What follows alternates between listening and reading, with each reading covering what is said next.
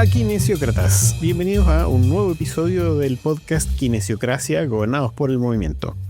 Hoy es jueves 1 de mayo de 2025 y a nosotros ya nos conocen, somos los kinesiólogos Matías Osa y Nelson Adrian. Y el día de hoy vamos a ver algunos temas que son invasivos. Vamos a hablar de la fisioterapia invasiva, tema que está muy de moda, no desde ahora, desde hace harto tiempo, pero ya se ha formalizado mucho más con programas de diplomado y de montones de cosas. Y en este caso vamos a hablar particularmente de la punción seca y las distintas formas de electrólisis percutánea. Así que estamos aquí trabajando un 1 de mayo. ¿Qué opinas de eso, Matías? Interesante, ¿eh? Bueno, en algún momento nos teníamos que poder juntar, eso sí. Sí, también es verdad.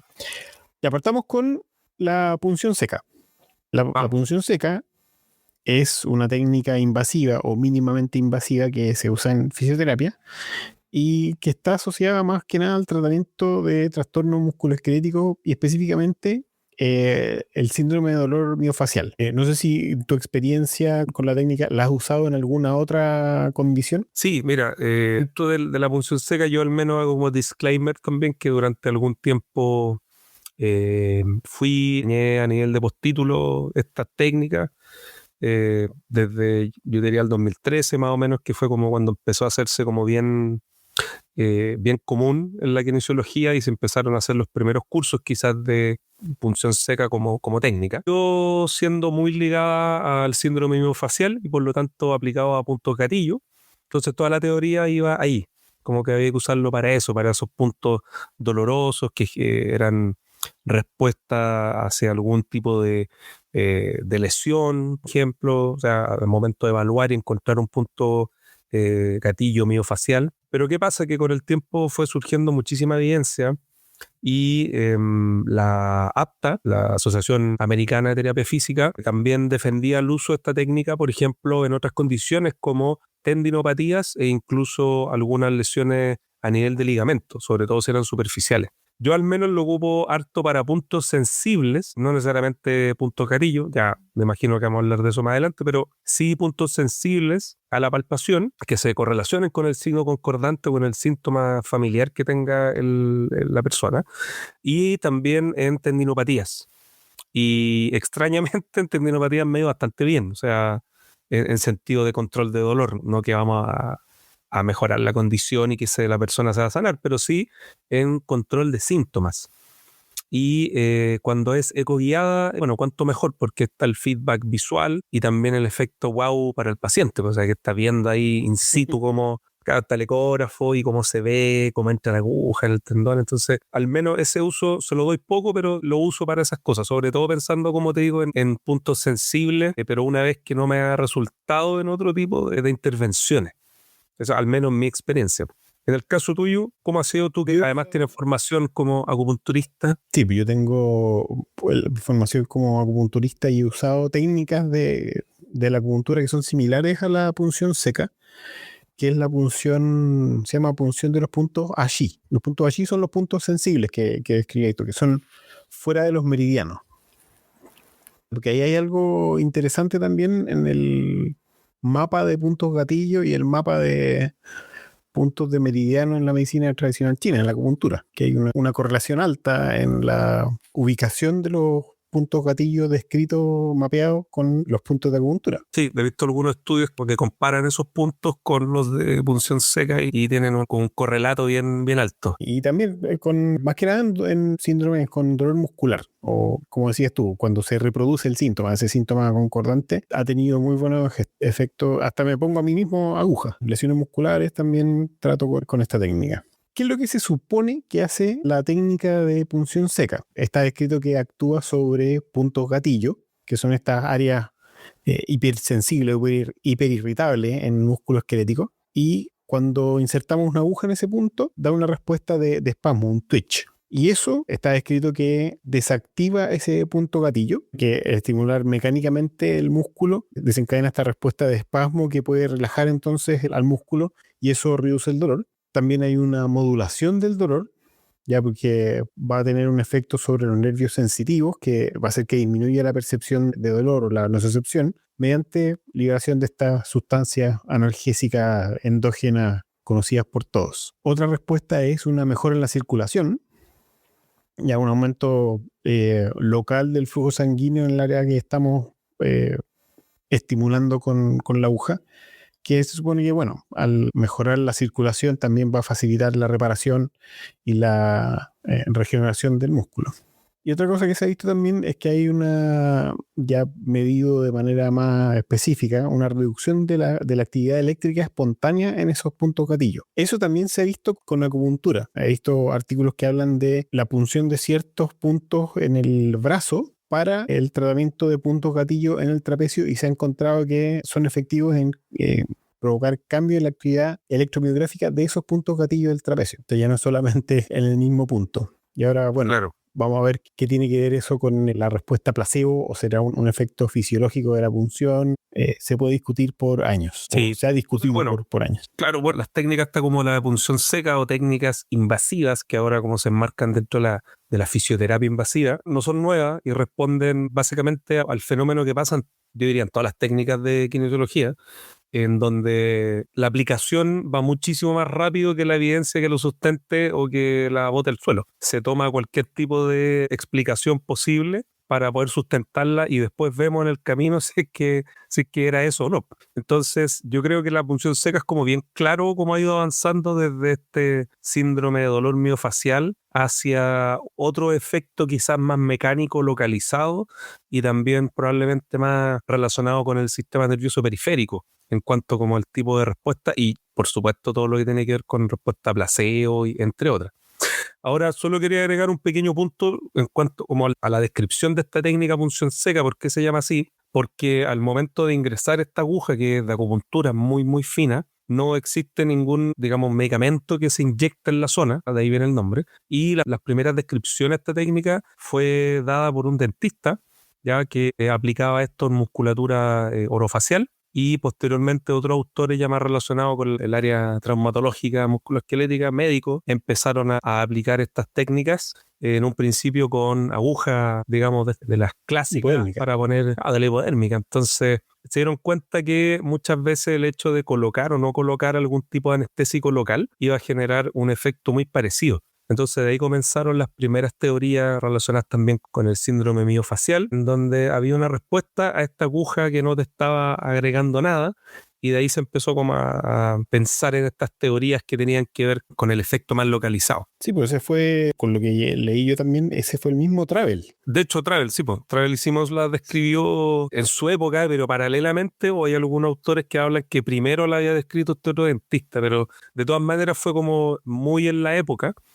Y también, como muchas cosas, la kinesiología fue descubierta por, digamos, por el azar del destino. Sí, ahora colegas acupunturistas o quienes nos están escuchando podrían reconocer en la técnica de punción seca la técnica de punción de los puntos allí para el síndrome B de la carne. En la medicina china se habla de síndromes B como síndromes como síndrome doloroso, y la carne es el músculo, ¿no? Entonces, en la medicina china, el tratamiento de este síndrome con dolor en el músculo se trata mediante la punción de esos puntos. Y se llaman los puntos allí porque en chino allí que es como ahí me duele. Entonces uno presiona el punto, encuentra el punto sensible, y ese es el punto en el que va la aguja. Hay una técnica descrita similar ya para lesiones musculares, su desgarro, ya lesiones con un diagnóstico imaginológico, que consiste en la punción oblicua de esos puntos. Y la punción oblicua ya no es perpendicular en el fondo, sino que se pone la aguja en un ángulo de unos 45 grados más o menos con respecto a la piel, tratando de que el cuerpo de la aguja atraviese la zona de dolor.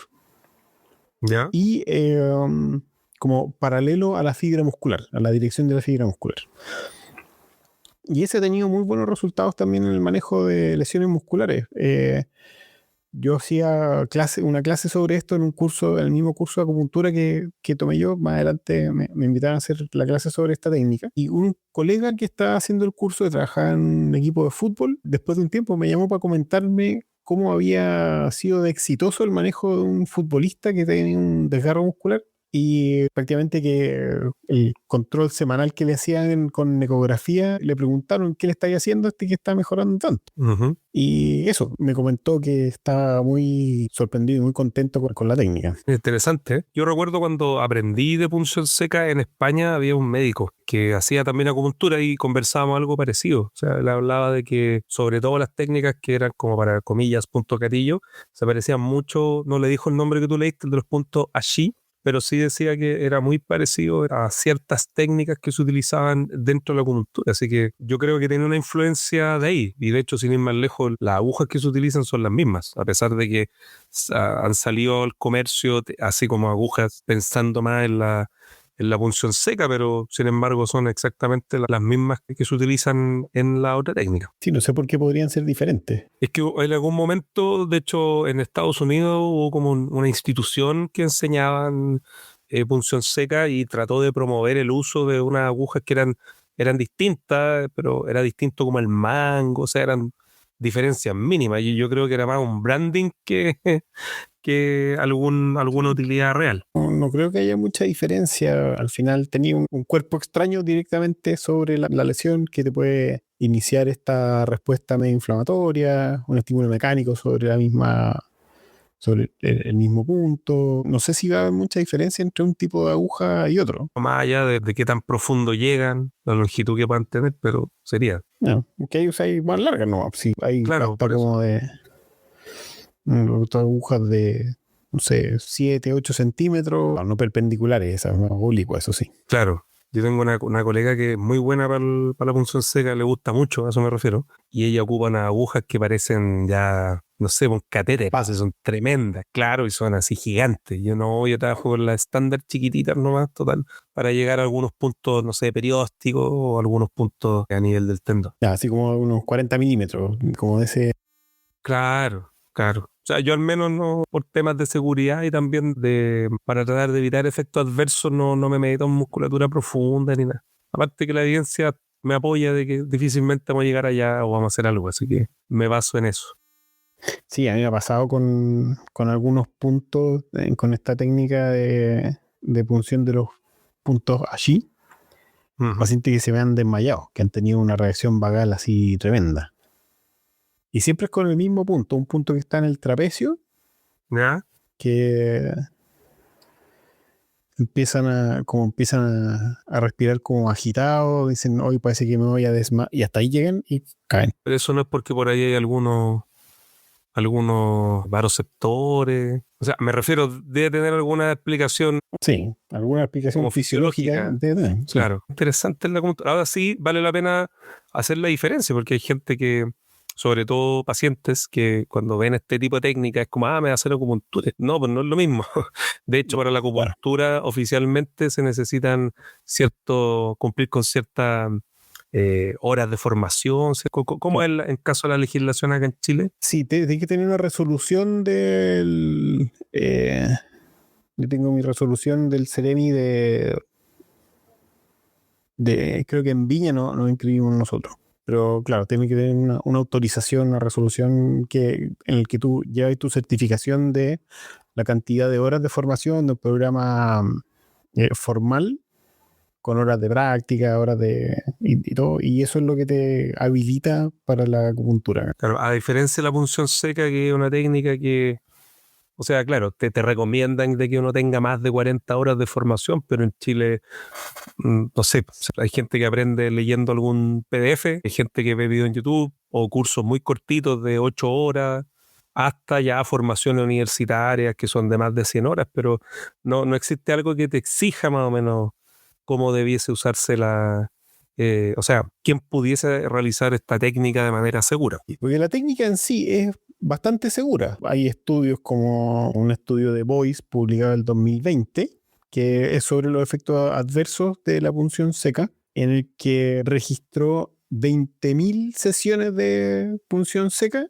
y encontró que la incidencia de efectos adversos es bajísima, menor al 0,1%. Eso usando una técnica segura, escéptica, teniendo bien claro eh, cuál es la profundidad a la que tú puedes llegar, cuál es el tamaño, la calidad, el tipo de aguja, usando agujas siempre estériles, descartándola con el material cortopunzante después o esterilizándola, pero hay que tener mucho cuidado con la esterilización porque la temperatura puede templar el acero y la aguja se hace más frágil.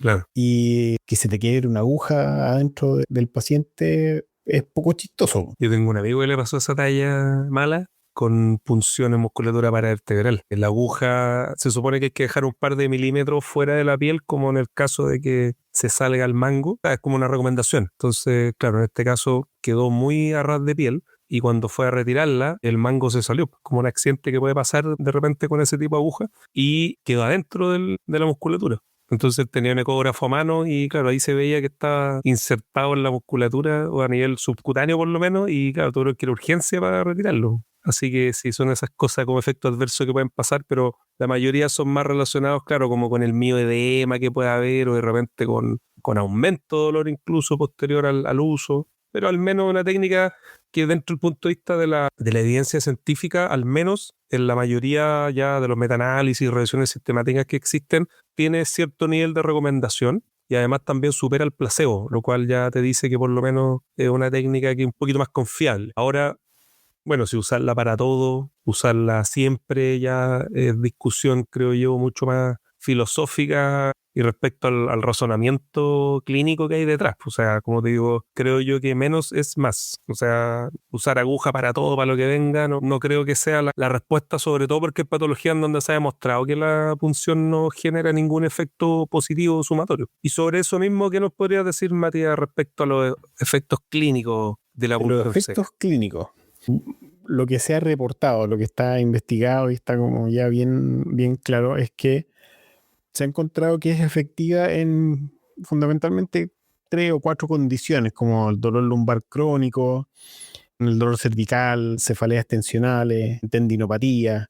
En esa ha demostrado tener cierta efectividad. Por ejemplo, en el dolor lumbar crónico, disminuye la intensidad del dolor, cambia el umbral de dolor por presión, la sensibilidad y discapacidad, o sea, todos los outcomes clínicos importantes. En el dolor cervical se ha encontrado beneficio principalmente como a corto plazo. De quizá a largo plazo ya no hay mucha diferencia con usar o no usar la técnica, pero eso no quiere decir que sea malo. O sea, tener efecto a corto plazo te permite una recuperación más o menos rápida o poder elegir otras intervenciones que pueden tener un efecto más duradero. En el caso de las cefaleas tensionales, ha reducido la intensidad y la frecuencia de estas cefaleas y en tendinopatía ha mejorado las medidas, los outcomes informados por el paciente en términos de dolor y de funcionalidad principalmente. Ahí es donde tú tenés también.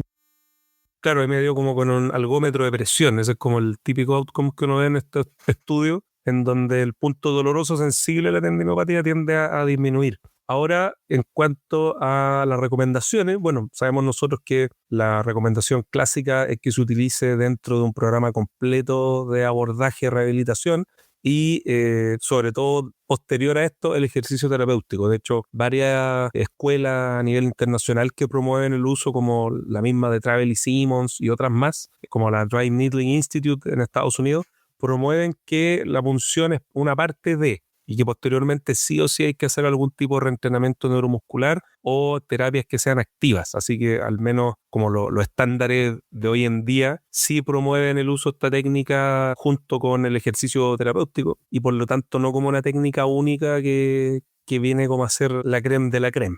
Ahora, ¿cuándo utilizarla? La verdad es que depende. Hay algunas recomendaciones que son en las fases iniciales del tratamiento, otros que lo recomiendan cuando la sintomatología está muy aguda, por ejemplo, y se quiere controlar rápidamente. O sea, creo ahí que depende de la condición muchas veces. Ahora, sobre los aspectos legales que tienen estas técnicas invasivas, como para ir cerrando un poquito lo de punción seca y meternos en las otras técnicas que vamos a conversar. ¿Qué es lo que pasa acá en Chile? Bueno, acá en Chile tenemos una especie de vacío legal en esto. Si uno es estricto en términos de lo que dice el Código Sanitario, no podemos aplicar técnicas invasivas nosotros. Pero como esta técnica de la punción seca está metido dentro del arsenal de la terapia manual, como que ahí entro permitida, digamos, ¿no? ¿Cuál es tú que enseñabas esta técnica? Porque se supone que permitía siempre que tenga una capacitación, con una formación y una certificación adecuada. Claro, mira, la verdad es que, como tú decías, como hay un vacío legal, ya como un área negra en donde por un lado se defiende el uso porque está dentro del arsenal de terapia manual, como tú bien comentabas,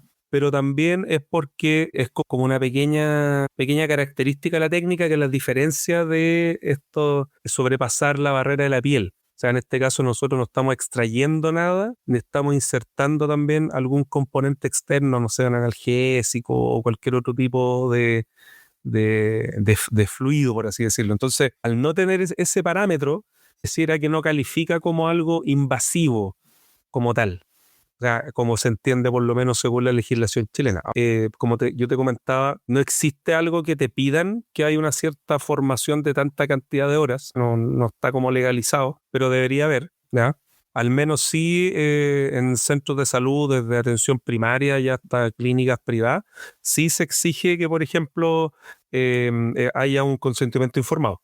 O sea, es como el desde, ¿ya? Eso sí tiene que estar siempre, pero claro, en cuanto como a la formación que hay detrás, la verdad es que no mucho, ¿ya? Pero sí, como te digo, como el aspecto legal es como, yo creo que hoy en día ha sido como aceptado entre no sé, entre la rehabilitación, la parte musculoesquelética, creo que ha sido aceptado el uso, pero probablemente falta un poco en cuanto a reglamentos y normas bien descritas. A pesar de eso, claro, hay algunas directrices que salen desde el Colegio de Kinesiólogos o desde universidades formadoras como la Universidad de Chile, que tiene diplomado. Entonces ahí, claro, ahí probablemente hay algunas directrices mayores, pero faltaría algo como más oficial.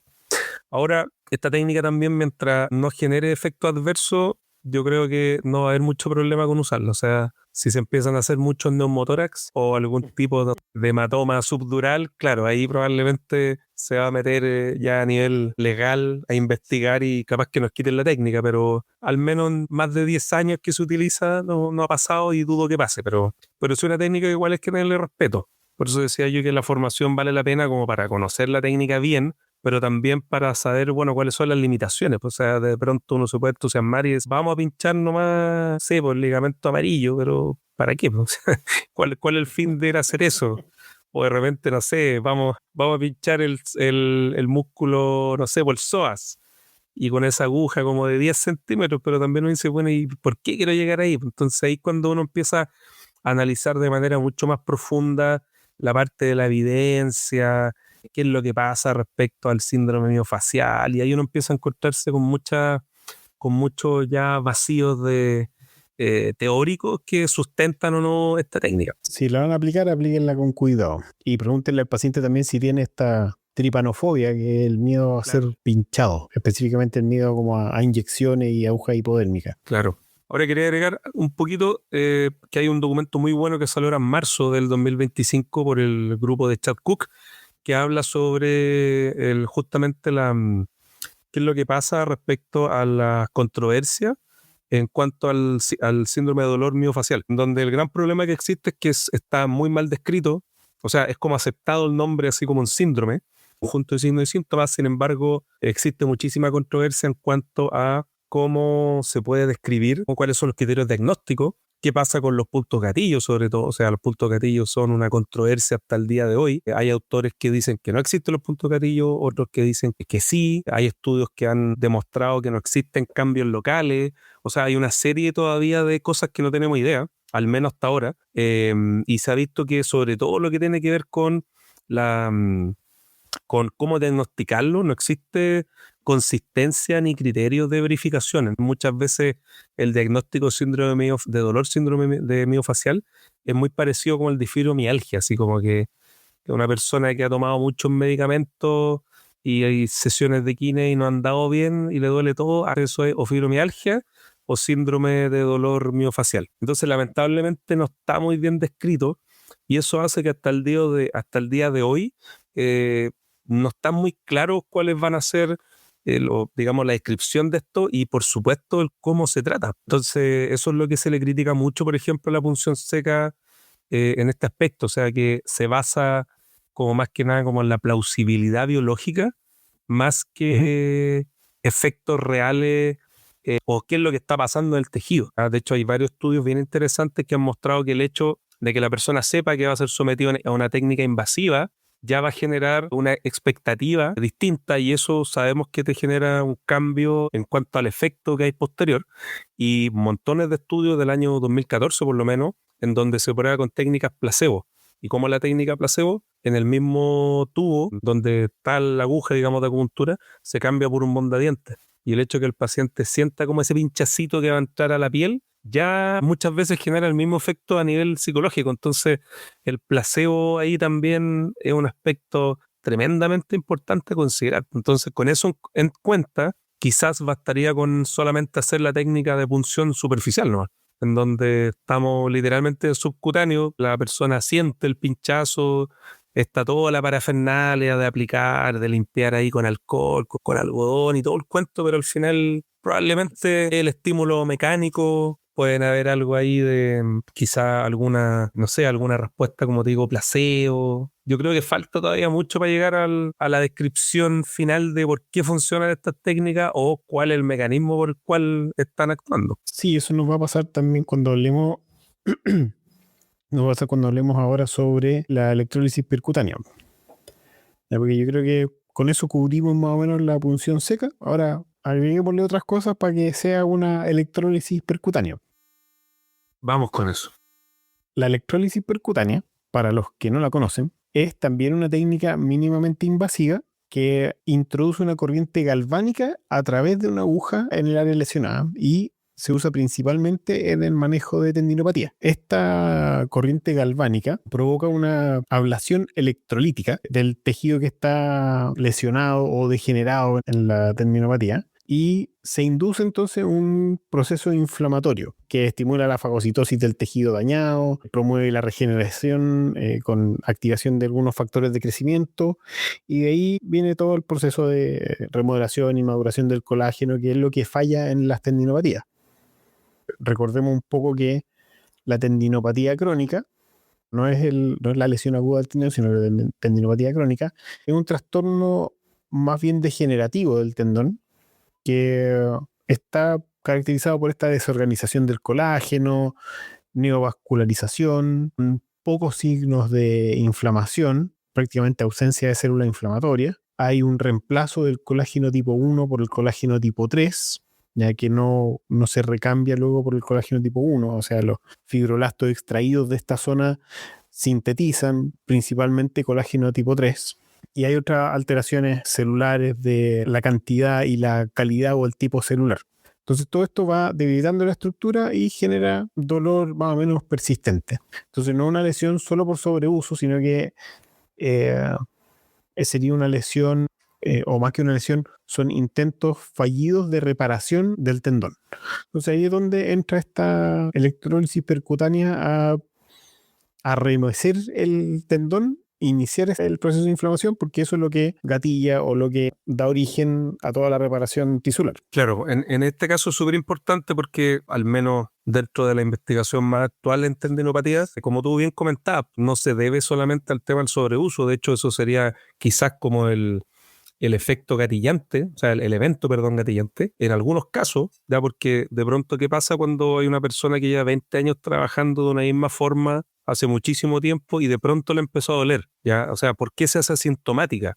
También es verdad que existen cambios imaginológicos, histológicos en muchas personas que son asintomáticas. También influyen muchos factores metabólicos, de estilo de vida, un montón de cosas que tienen que ver con esto. Y de hecho, hace varios años atrás, no sé si te acuerdas cuando conversábamos de dolor persistente y todo eso, con la psicóloga, con la Rosita Serrano, hablábamos también ahí de que varios estudios muestran que dentro de los factores más importantes, tanto desencadenantes como para perpetuar, por ejemplo, una tendinopatía de hombro, están los factores que van a ser psicoemocionales. Entonces, hay como una cantidad enorme de características que van a estar metidas dentro si una tendinopatía al final del día es sintomática o no. Entonces dejarlo solamente como que hay un problema a nivel celular es como bajarle mucho el foco y como creo yo quitarle muchísimo también a las otras características que nosotros podemos interferir o algunas no. Puede ser muy simplista, pero eso no significa que no nos tengamos que enfocar en ese problema tisular. Significa que no nos enfoquemos solo en eso. Claro, que el problema al final no estaría solo por eso. Si al final el mejor tratamiento para las tendinopatías, independiente de lo que estamos filosofando ahora, sigue siendo el ejercicio físico, o sea, sigue siendo darle la capacidad al tendón de poder remodelarse y eso se hace con carga. O sea, a través de canales de inducción, claro, de adaptabilidad, de que haya un recambio de colágeno, y eso es con ejercicio. Entonces, igual, de todas maneras, claro, hay un tema ahí tisular importante. Ahora sería interesante ver, bueno, qué ofrecen estas técnicas entonces a ese nivel, ¿de dónde nace esta electrólisis percutánea? ¿Cuáles son los tipos de electrólisis que tú has descrito Mira, antes? esto viene básicamente de la escuela española, ¿ya? En España se crea, o al menos se acuña el término de electrólisis percutánea invasiva, la EPI, que también es una marca comercial hoy en día. Por otro lado está la EPTE, que es la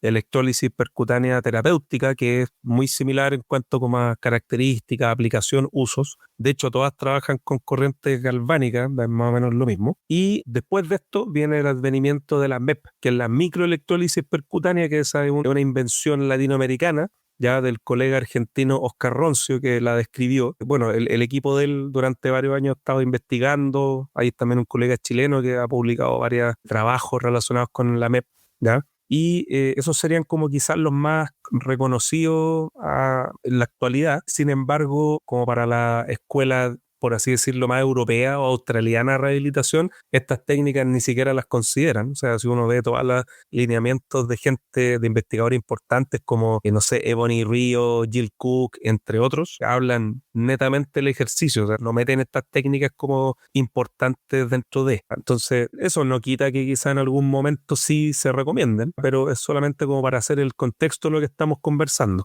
Pero como característica esencial, el mecanismo casi siempre el que tú comentabas, que hay una inflamación controlada que se supone que tendría que ver con la neotendogénesis, ¿ya? Y la diferencia es que la EPI con la EPTE van a ocupar una galvánica con ciertas características y parámetros de más alta intensidad, y la microelectrólisis, la MEP, utiliza corrientes que son de baja intensidad. De hecho, de ahí viene el nombre de microelectrólisis. Ahora, el mecanismo dominante sería básicamente el mismo. O sea, estaría muy de la mano cuáles son los efectos, los fundamentos teóricos al menos que estarían en este caso. O sea, que viene siendo una reacción electroquímica localizada. ¿Y qué generaría esta respuesta electroquímica con esta corriente galvánica continua?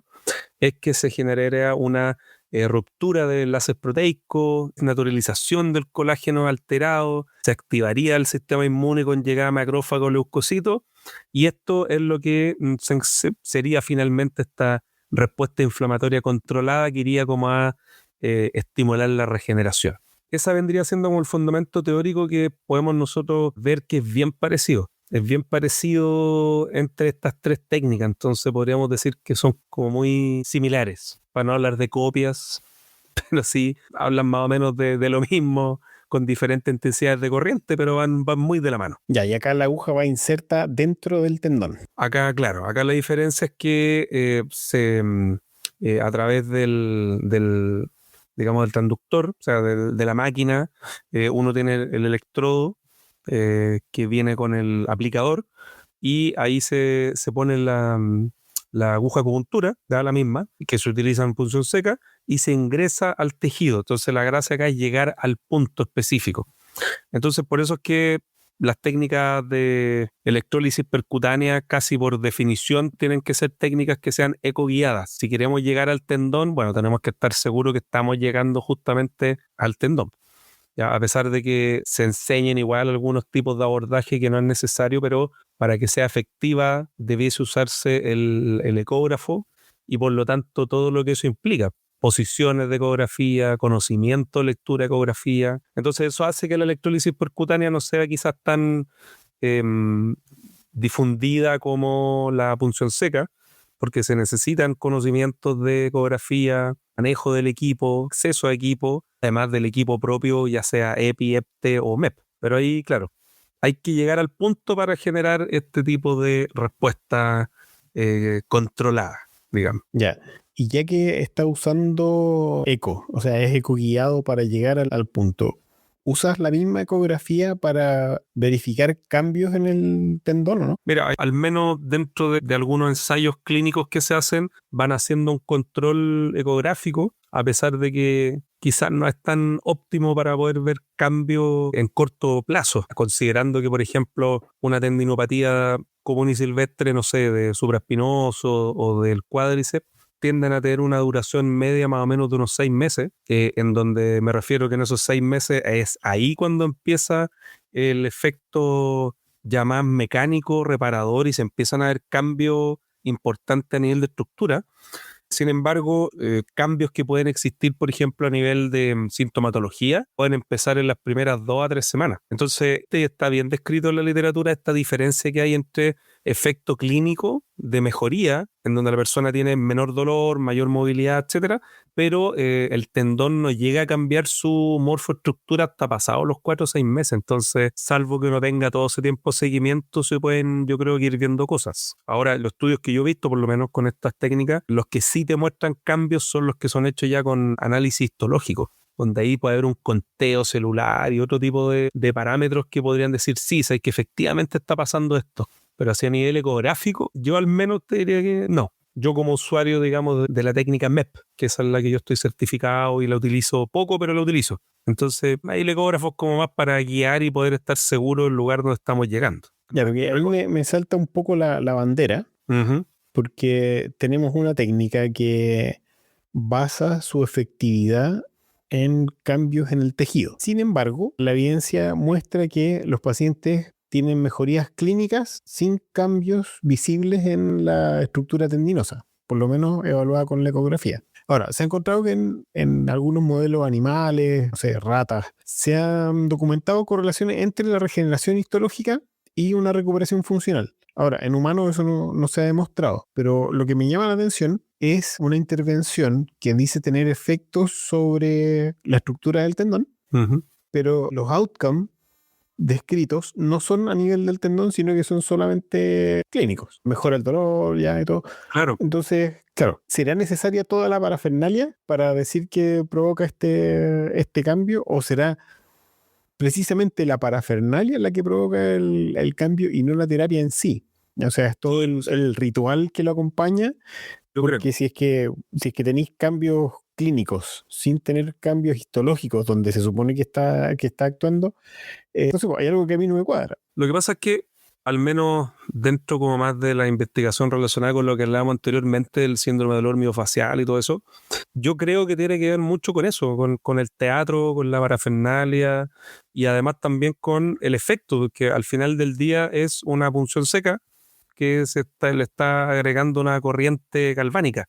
Entonces, creo yo que el efecto va por el hecho de que te ingresen algo y te hagan una técnica que sea de manera invasiva. Si nosotros lo llevamos al ámbito médico-quirúrgico, está también ampliamente demostrado que cirugías placebo generan el mismo efecto de recuperación en el paciente con, por ejemplo, no sé, en roturas de manguito rotador, en donde al paciente se le muestra un video en donde está viendo una intervención real y al paciente solamente se le hacen los distintos, digamos, donde va el artroscopio, los portales, ahí tú encontrás la palabra, gracias, los portales, pero no se hace nada en la zona, más allá de teatro, de como que están haciendo algo y después se hace la sutura del portal superficial y los outcomes a los 6 meses son los mismos. Entonces yo creo que ahí falta harto todavía, como te digo, por ver qué es lo que pasa. Yo al menos siendo bien sincero, sí, dale, no, dale. No, que veo que hay varios niveles, ¿no? Está el nivel de la expectativa del paciente, el nivel de que observa todo esto, el nivel de que ingresa la aguja y el nivel de que pone la corriente. Ahora, Claro. ¿cuál de todos esos niveles es el más efectivo clínicamente? Es que ahí yo creo Porque que quizá claro, yo creo que es la mezcla. O sea, yo al menos cuando aprendí y me certifiqué la técnica MEP, como el año 2012, ahí la técnica se enseñaba con abordajes muy similares a los que se utilizan, por ejemplo, para hacer infiltraciones. De hecho, las posturas, por ejemplo, la posición del paciente, todo eso eran muy parecidas. Entonces eran literalmente al ojímetro. Y claro, EPI también, que tenía todo un tema comercial de la formación y todo, le daban como una superioridad porque era con ecografía. Entonces la ecografía implicaba sí o sí que era más efectivo porque tú estáis viendo. Entonces después con el tiempo MEP igual le metió ecografía. Entonces al final, claro, yo creo que tiene que ver con eso. O sea, yo al menos lo poco que ocupo, estas técnicas las ocupo muchas veces sin ecógrafo, porque no tengo el ecógrafo a mano. Entonces, para perder tiempo, ir a enchufar y todo, muchas veces uno aplica la técnica. Y es por esto mismo, yo creo que en estos casos como medio rebeldes, me termino derivando por utilizar la punción seca en tendones. Entonces, yo no te podría decir, al menos en mi experiencia, que es como evidencia tipo 5, en mi experiencia al menos, yo no veo una gran diferencia entre las técnicas y la punción seca directa al tendón. Ahora al menos, claro, como tú decías, es para pensarlo, porque la evidencia muestra eso, muestra de que es bien limitada, faltan más estudios mejor diseñados metodológicamente, que hayan otro tipo de outcome, porque los outcomes son netamente clínicos, entonces no se condicen con este cambio a nivel de tejido. Y además de eso, uno que se le podría agregar también el nivel de sesgo. O sea, si uno va a leer todos los estudios de EPI son hechos por españoles, y son españoles formados en la técnica. Entonces eso ya tiene un sesgo importante. Y lo mismo con la de MEP. Yo los primeros estudios que leí de MEP, claro. En la revista europea de fisioterapia invasiva. Claro, la revista española de fisioterapia. Entonces, y los mismos, como te digo, los primeros estudios que yo leí de MEP eran publicados por el mismo Oscar Roncio. Entonces, claro, yo no estoy diciendo con esto de que lo que hicieron está mal, no, para nada, pero estoy diciendo que hay un nivel de sesgo. O sea, si uno lo ve como metodológicamente, no sé si todavía existe un nivel alto como para poder recomendar.